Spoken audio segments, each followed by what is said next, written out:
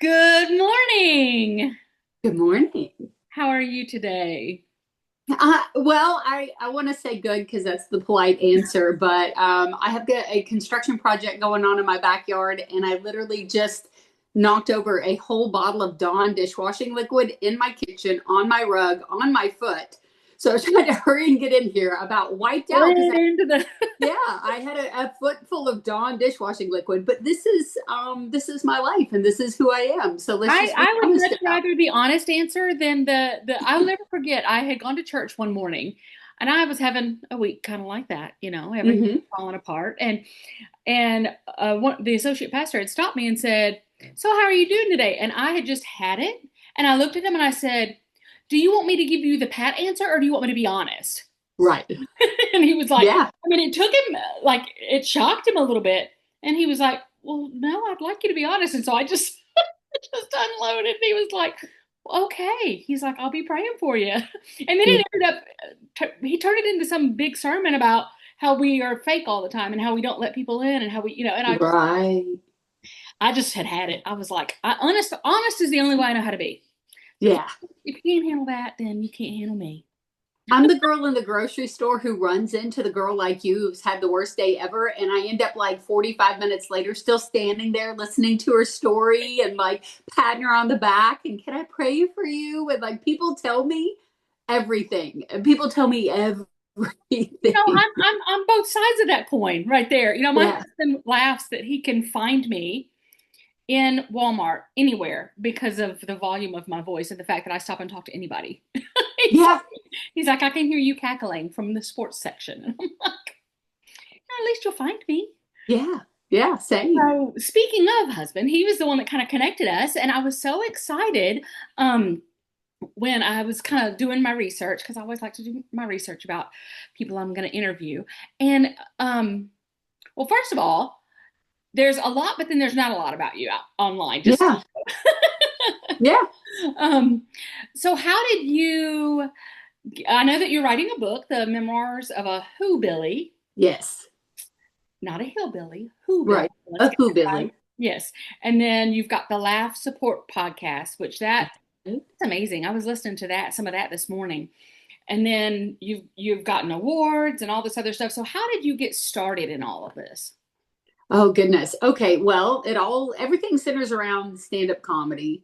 Definitely everything centers around that. Around 2016, I walked into church one morning, before anything had actually like happened. No music was playing, none of that. It was just morning service.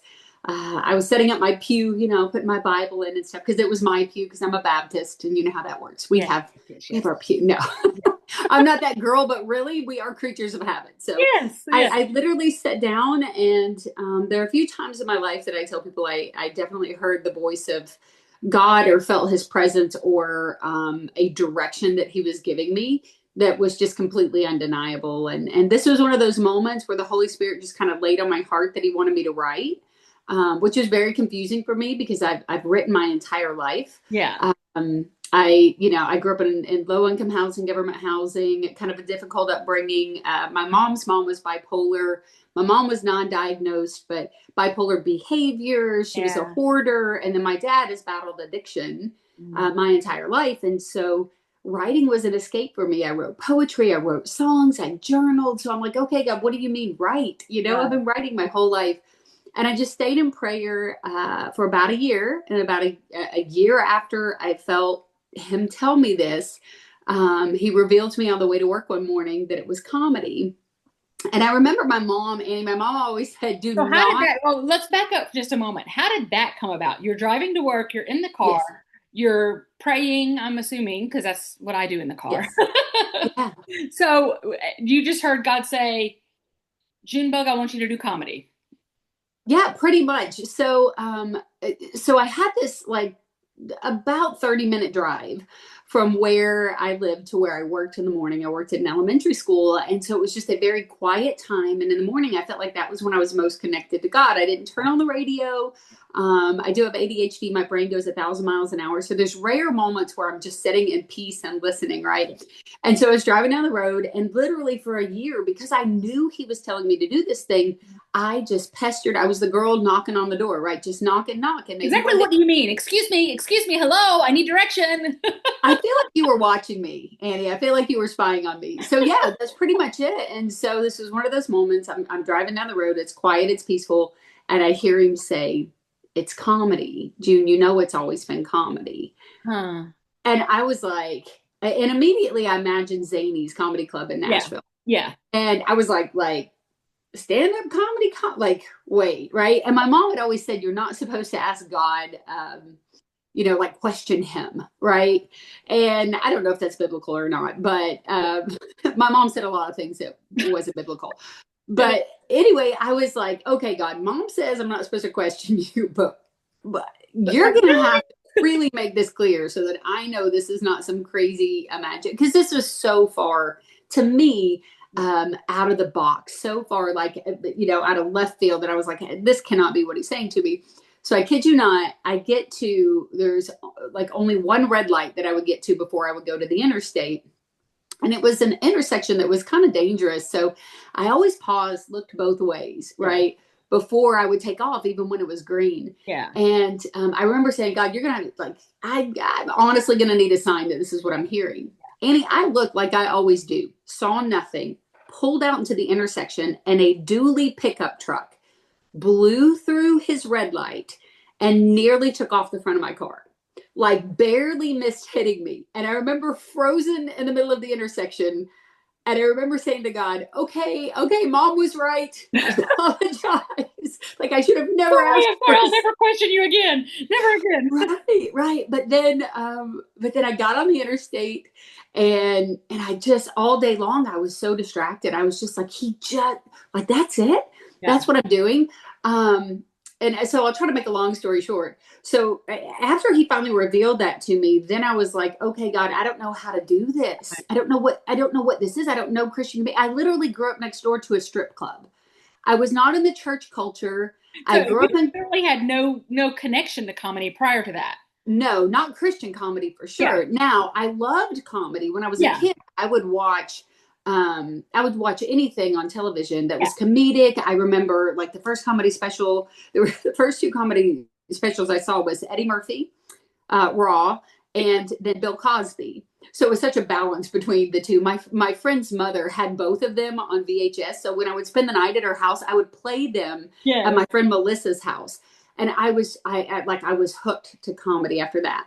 Loved it. Like, if I watched movies, I wanted to watch funny movies. Yes. But growing up where I grew up, my brother, my sister, and my brother's probably the funniest person I know.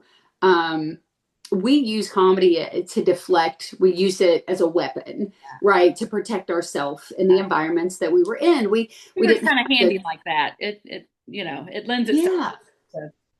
Yeah, we didn't have nice clothes. We had hoopty vehicles that barely ran, like, so there was a lot of ammunition for people to make fun of us. And so I had always used comedy, as that weapon, and Yeah. sarcasm and all of that stuff. And God literally just showed me that he had allowed me to use that as that weapon, but he was changing it now to a tool to use for him. Now, I was worried to death because I really had just started kind of diving into a relationship with Christ. Mm-hmm. And so I saw Comedy Club. I felt like he was calling me towards churches. I knew he would want me to speak. And so I just didn't know what to do or how to do that thing. And so I ended up Googling Christian comedians, because I was like, is that even a thing? Do they exist? And this is how he works. Like, his timing is perfect. When Yeah. he revealed that to me, the Christian Comedy Association was actually having a conference in Nashville the weekend of my birthday. So it was like, I couldn't deny that this is what he was calling Hey, me I to mean, do. you were being set up, literally. Yeah. So from there, I went to the CCA in Nashville. I didn't talk to anybody. I hid in the back of the room. I was like, okay, I'll check this box off. Okay, God, I went, I saw, and then he Yes. wouldn't make me actually do this thing, right? He wouldn't. But there is when I started to meet what would eventually be my best friends, my mentors. I think I met your husband at Jeff Allen's Yes. house. Yes. Yes. Yes. Yes. Jeff invited a group of us to come and write at his home. I did that for over 2 years, once a month, sitting at his table with some brilliant writers. My one of my best friends in the universe, who was just at my house this weekend helping with a wedding shower, Christy Conder. She's out of Nashville. I met her through that group, and She's the one that literally, does the podcast with you, correct? no, that's Michelle Van Dusen. Okay. Okay. Sorry about Yes, yeah, she's out of Tulsa. names are not Yeah. my forte. If you can figure that out. No, that's okay. No, fortunately, I was even talking about this weekend. Growing up the way that I did, I really never dove into deep relationships with friends. Never had a core group of women around me that I hung out with or took trips with or confided in. I was always very take care of yourself, don't trust people type of person. And then God gave me Michelle and Rhonda, my friend Dory, Christy, like, I mean, my friend Leslie Robb, people that I now do shows with, he gave those to me, not just as coworkers or Yeah. people in the same craft, but literally, in the last few years, these women know every ugly detail of my life, my personality, every good thing about me, every bad. Like I've never had relationships like this before. But one of my prayers was, God, who's going to show me, right? And it Right. gave me Jeff Allen. He gave me a comedian named Marty Simpson, who did a online thing called Punchline in Pajamas. I wrote a bunch of stuff through there. Robert G. Lee, like it just he just opened up my world to a whole different place. So that's literally how it started. That's My awesome. first time on stage was at CCA, and the first comedy club that I ever did was after Rick Roberts. He's a rock star comic. Opposite. I got He, some Rick Roberts up here. do you? Okay, He okay, actually I don't know if you can see that. He actually did a comedy benefit for us for Ann sweet. Arbor. So yeah. Wow, so there he is. There's Rick. I mean, he's the literally yesterday. I was kind of just thinking about my journey and stuff, and so today I honestly have plans to message Rick, and just every once in a while I reach out and just remind him of what an There's another influence he's sign. been in my life. So there's a sign that I need to send that message. But yeah, so our graduation, I did all of his classes, Mhm. and I knew all the Christian comedians. Had such respect for him, and an amazing human being.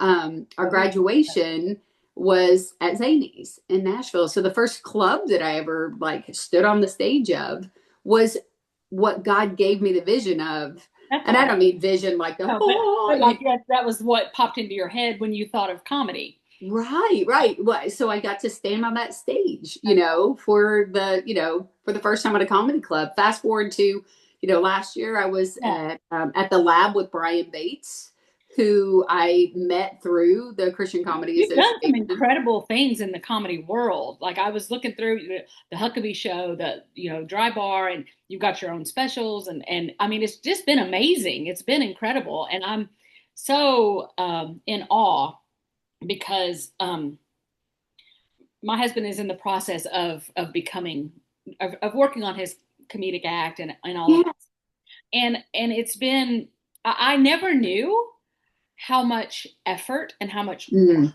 it took to become a comedian because yeah. most of the people that you watch on stage make it look effortless Right. and it's just like they're just up there talking and joking. And so watching him hone his jokes and refine and it's been so fascinating to me. It's just a whole new world.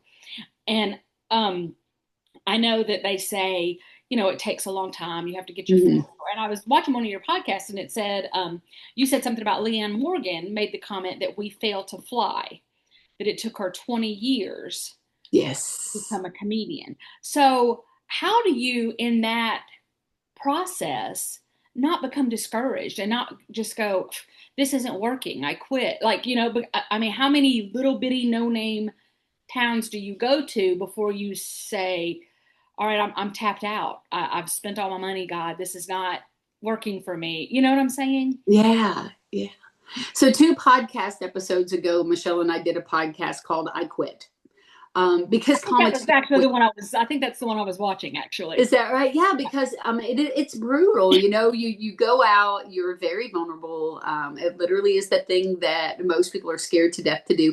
I have friends who have angelic voices, have sung in front of thousands, but if you ask them to just do an opening prayer at church or speak for 2 seconds, I get that. I can interpret yeah, in front of an entire audience, but if you yes, ask me to say it, like to speak from no, I am sweating bullets. And my husband's like, "Why are you so nervous?" And I'm just like, he's like, you've stood up in front of people before and they've watched you sign. Well, that's fine. It's I'm borrowing it. Like I'm just saying what he's saying or she's saying. right, nice. You know, if they mess up, it's on them. You know. Yeah, yeah. No, I think, I understand we go that. out there and we bare our soul. We tell our stories. Most of us, I'm a storyteller. I'm telling you stories about my daddy hot dog. And listen, I listen to your podcast too. I was doing a bunch of work out here on the farm and cleaning out the chicken coop and all that stuff. So I had my little earbuds in and I heard you say your dog or your cat or your dog, one of them. You have a pet with my brother's name. My brother's name is Dewey. Yes, it's our cat. He's so rotten. He is the awfulest cat, but he loves me and I love him. But he he hates my husband. He aggravates the dogs, but he's a Yeah. nice boy. Just a grumpy boy. That's He Dewey. That's my brother. That's yeah, a good namesake. he wants about five pets for the day, and then he's good. And then he's out and in and out and in. Who says leave me alone? Well, okay, so I say that to say, so my family, I talk about my brother Dewey and my sister Bobby and my kids, and I really am a storyteller. Yeah, Less of like the set up punch, set up punch, set up punch. yeah. I mean I do have those in my stories, but but that's really personal. You go up there and like you leave feel like they don't like you, June. Oh, You're terrible. They don't, and I don't do. I tell people I'm a Christian comedian because that's what God called me. yeah, When he called me into this thing, that's what He revealed to me. However, I'm not. I don't do Christian content yeah, yeah. because I didn't, like I said, I didn't really grow up like that. I don't have a ton of church jokes. And man, I have, there's comedians who just crush it like that. John Chris and Shonda Pierce and Tim Hawkins, my friend Christy Condor, she does, like working with the kids and, all of that in the church. Brilliant. But I'm doing like Talladega Nights jokes about my dad and, a pyro show where he blows his fingers off and like shooting fireworks inside of our house when we were Yeah, kids, I know I get that. That actually my husband has done that. Yes. And you still have a home, so I he did do, it I do. successfully. You know what? I almost didn't have a son, but I still have a home. Mm. He would light them and send them under the bathroom door. My son's Yes. bathroom. Why? I don't understand. Can you please not burn the house down? That sounds like hot dog. He would shoot off bottle rockets, and we would live in like these broken down old trailers with a padded ceiling, and they would shoot up into the ceiling and explode. Or he would pick the lock in the bathroom and throw an entire string of firecrackers at you if you were in the bathroom too long. Yeah. So your husband, it's Josh, right? Yes, yes. We need to keep Josh and hot dog away from one another. Yeah. Oh, They could oh, oh. be a lot of Or we could get them together and just have all kinds of new comedy content for you. I mean, true. just saying. True. One of the things I heard a writer say one time, and one day I'll actually do the effort to go back and look it up. Um, it was in a master class, and he commented at the very beginning of his master class. He said, "I feel sorry for people who aren't writers," and then he goes, "Well, let me say, I feel sorry for people who aren't comedic writers because for everyone else in the world, a bad day is just a bad day." But for comedy writers, it ends up being a really good story. Yeah. And that's been my life, right? But I think you see comedians struggle and quit, one, because, they don't pay comics like they pay No. attorneys. So you've got the financial stress, you have the travel. If you're really doing this, you're taking off. You if your family can't travel with you, and especially if you're not making any money yet, you can't afford to bring your whole family when some comics sleep in their car, and so there's financial stress. There it is. I said one thing I wish people would have told me is how slow comedy is. It's an art form that is slow as molasses because you don't get to, it's not like you can write a song as a musician and you sit and you practice and you play until you can perfectly play your instrument and not miss a note and you can sing it, on pitch and all of that. And now you're ready to go perform it in front of people. For us, we have to do all the practice in front of a live audience. And then we have to, I mean, you have to fail publicly to be able to hone in on that material. And then you can't even, for example, I did a club show and it was an absolute nightmare. I headlined, I won't go too much into details, but we'll just say that like the host of the show was as high as you could possibly be, and then added to it in between breaks, and literally introduced me as, well, she's a Christian, so y'all be good, like, yeah. So the audience was already like, oh, she's gonna Oh be gosh, angry, yeah, these like It was so hard. And but I did it, man. I mean, I did the time, I got my paycheck. The people who booked me had seen me. They knew who I was and what my material was. And, it was just kind of a wild situation. And so I left. And when I got in the car, I was like, okay, well, what it did do was push me to try some new stuff. mm, Um, I couldn't gauge whether the stuff was good or not yeah, because of that particular audience. But if it yeah, got any reaction at all in that room, then I was like, write it down. Tried it again the next week. Huge bit. It was yeah, awesome. The crowd, yeah, but they were also just such a fun room. I could have said yeah, anything. So now I'm like, okay, I can't go with this and I can't go with that, but it's probably somewhere in the middle, and you keep working. But that's 3 times that I had to perform right, right. that bit, and I still don't have it honed in, so I know people have said like 7 years before you really have it down, and or before you even remotely get close to like knowing what your personality is. But when you were listing like the things that I've done, that sounds pretty impressive. I love that's Oh, interesting. hey, I was impressed. I was like, holy cow. Like, that's me. Wow, look what I did. No, I will say that the only reason, honestly, the only reason why I've been given those type of opportunities, I really believe, is because this is something that God called me to do. Um, and He opened some doors for me that was abnormally early. But I was ready. He didn't open the door until I was ready to go do Right, those things. right. I just happened to, and I also think, I mean, He didn't call me into this thing until I was in my mid 40s. So He's Yeah, like, this girl doesn't have 36 years to right, get this right. down. And I We think got to that's move quick. yes, that's I think the frustration that is happening in our house. Hmm. It's like, you know, it can't he has a 1 year plan and I love that about him. I love Yeah. that he's a planner and he's got but I'm kind of like what if what if God doesn't follow your 1 year plan? Like Right. Right. what if so those are things that I'm learning Yeah. as a sweet little wife that I have to just keep my mouth shut about and just give it to God and let him handle it and but I also at the same time want to know how I can encourage him not to Yeah. frustrate it and give up because I get it. Yeah. He's not getting the practice that he would like to get. He's, Right. so and I understand all of those things, but at the same time I want him to know like, hey, this is something that's doable. This is something that Yes. like you can do that God has called you to that, so Well, and the enemy will convince you that you're running out of time, and yeah, obviously you're a Christian, so I will say this: like, I mean, we serve a God that time is not an issue for Him. yeah.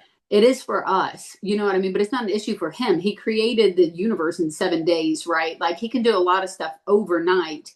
Yeah. that we're like, wait, what, what Yeah. just What just happened? happened? Yeah. But I think that, like, for me, the reason why I haven't truly given up is because God hadn't told me this assignment's over. It wasn't my idea to start in the first place. Yeah. So it's easy for me to Well, keep you had going. that People are clear, like, yeah, you had that yeah, clear inclination from, or that clear direction from God. yeah, Yeah, I guess that would make it easier to know when you know that you know that you know that yeah. God has said do it. You're not gonna that will keep that enough is able to keep you going, in my opinion. Yeah, I mean, I'm like, the audience is like, you should stop, but I'm like, Jesus says I'm funny, they're gonna keep doing it, But no, I mean, there are plenty of days, and sadly, I think we have this last show syndrome. A lot of comics have. I call You're it the only as last. good as your last show, right? You're only as good as the last show, and when I tell you, some pretty successful long term veterans in comedy, it's crazy to hear them talk about just a show last month. Or, I remember one at the end of the year last year saying that they had had a really bad show. And fortunately, their comment was, fortunately, I had one more before the end of the year. Otherwise, I would have gone into the holiday break believing what that show told me. Yeah. Excuse me, but the next show told me that I'm good. And I'm like, Yeah. this person had been doing comedy over 35 years. You can't count the number of specials this person has done. And they're sitting there telling me that they have what I call the last show Yeah. syndrome, where you're Yeah. just like, and it can weigh on you, especially, every once in a while. And I'll be praying for some of my friends sometimes of like, I literally are like, God, just give them a win, Yeah. remind them of how funny they are. Because and even we can have the best material in the room, but there are some rooms that just are not going to get us. They're just not going Yeah. to get us. So how do you handle that? Like that's a really good point because I know in some of your podcasts you guys have talked about that, like Yeah. finding your audience, finding your niche. So how do you handle if you're like the one show that you were at that they just didn't get you? Like how do you navigate that when you're in a room that doesn't get you, that isn't your preferred audience, I guess I should say. Right, right. Yeah, here's the problem is, like, I honestly don't know still all these years later. I'm like, who Oh, is you're it? not any good. No, I'm Who kidding. I'm likes kidding. I'm this? kidding. I'm sorry. Yeah, yeah. I'm like, but I really, when everybody, like my friend Leslie Rock, for example, she, her audience, she knows exactly who her audience is. I mean, she's been a part of the Board Teachers Comedy Tour. Yeah. Teachers love her. I do shows with her. I spent 7 years working in special education. I spent 5 years working with kids in low income housing and government housing, teaching them after school. And so I've got, years of experience with students and kids, and the teachers seem to love the material that I'm doing with them. That's why I continue to do shows with Leslie. But is my audience just a teacher audience? Well, no, because that's really, I do that because my sister is a teacher, my sister-in-law is a teacher. I love teachers and I love the time I spent in the school system, but like that's not necessarily my lane. Generally, what I find is kind of a rural America, mixed audience, Yeah. not necessarily like a specific race or age Yeah. or anything. It's just kind of more, I would think, more blue collar or rural Yeah. America. Yeah. They seem to get me more than anybody else. Yeah. So And what do you do if you're in a situation where they don't get you? I guess is my question. but whatever I've been called there to do, I do the material that I have, Mhm. that I know is mine. I do my best to not take it personally that they didn't. I mean, I was in a room outside of well, somewhere near Rhode Island. I don't know. Everything is so tight together, but this was a very upper class. I believe it was a Not blue collar. Not blue collar. not blue collar. Like their cake was worth more than my car for this birthday party, and they totally got my friend. Yeah. They looked at me like I was a zoo animal. Like they just didn't want to move, and they were afraid I was gonna, like, jump out there and get him or something. Eat them. And excuse me, I just had to be like, well, okay. That was definitely not the room for me. But one thing that I do trust God in, and is another thing He revealed to me at the beginning when I was really struggling, was that he promised me there would always be someone in the room that needed me. And even if I don't know it then, I'm just going to have to trust that he knows why I was there. Maybe sometimes it's to humble me, but maybe sometimes it's just to keep me from feeling like I'm all that. You know what I mean? Yeah. And then maybe sometimes, and he's shown me sometimes that there really was someone there that I didn't realize. A great example is I did a club show, and it was a startup club, and they didn't they were struggling.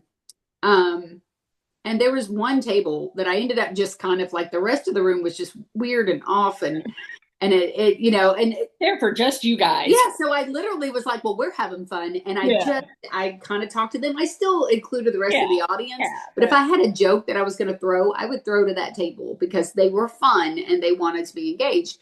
And so I knew I knew that that wasn't my fault. It wasn't because my material was bad. I knew that it was an off But you night, have an to have odd. that self-confidence to some degree. You have to know that, okay, like you said, don't take it personally. Yeah. But that one I couldn't hardly shake. I kept Yeah. going. I kept telling my husband, I'm like, I don't know why that bothers me so much, because I know, I mean, the headliner, Yeah. like he was exhausted at the end of the show because he worked so hard to get them to do anything right. So it's like my rational brain was like, that, don't worry about that, Yeah. but the other part of my brain just couldn't let it go. And then about 2 weeks later, I was having lunch with my son, and I get a message on Facebook, and it's the most beautiful message from this woman who said, hey, I've been meaning to send you this message. And she was telling me about how her and her husband were going through some major stuff. And they had gotten in the car, and they're like, we got to go somewhere. We just got to get out of the house. She didn't reveal what had happened, Yeah. but Yeah. she said, we were just sitting in the car, and I was like, I just want to laugh. And she said, I looked up that you were a clean comic and you were in the club in our town, and we came. And she said, I just want you to know how much I needed that night. And Oh, then she went into like, I can just tell, I know that you didn't do any like church jokes, but I yeah. can just tell you're a Christian. And I want you to know that God has this calling on your life. And like, I mean, it was like, it That's was beautiful. incredible. It was beautiful. So I think that sometimes you just, you got to walk in your purpose. You got Yeah. to give it to God. You got to know that, like, we're not curing cancer. Right. We're bringing comedy to people. And one of my mentors had said, you have a gift and you're giving them that gift. And, he's like, I know that you've given a gift to somebody before. They opened it and they were like, oh, okay, nice. And they set it to the side, and you're like, I shopped for hours for that. I Right. picked out. Sometimes people are just not going to receive Yeah. what you're giving them, and you Makes just sense. have to keep going. Just walk in your purpose, and know that, like my mom would say, they can't steal your birthday, June bug. You still have your birthday. Good advice, actually. Yeah, I hate to cut this short. We're running out of time. yeah. But I always ask, because the whole thing with Ann's Arbor is I love to give back and I love to serve the underserved and all of those things. So my ending question usually is there an organization, a passion project, something that is near and dear to your heart that you would like to share with us that we could support as well? Okay, so I want to make sure that I say this correct. I love that you're asking me this, because this coming Saturday, I am going, there it is. It's servestrong.us. Servestrong.us. It's the Corbin Goad Foundation, a fellow comedian in Tennessee. His name is Chester Goad. His son is now hanging out with Jesus, and we'll hang out with him again later. And he started this foundation that really serves those who serve their communities, with a major focus on EMS and then police and fire. So those who are in service. So this weekend there's a bash that they're having, a fundraiser for the foundation. I'm not sure that there's tickets or anything left for that, but they can go on there, check out that foundation, and it's a wonderful thing. I come from a line of police, fire, EMS, civil servants, and it just, I love what he's doing to give back to those who were there really in the last moments of his son here on earth. And so yeah, check out servestrong.us. Strong.us. Yes. I'll make sure to add that to the little description. Or I'm, I, I'm my podcast is not nearly as fancy as yours. I'm just going to tell you that.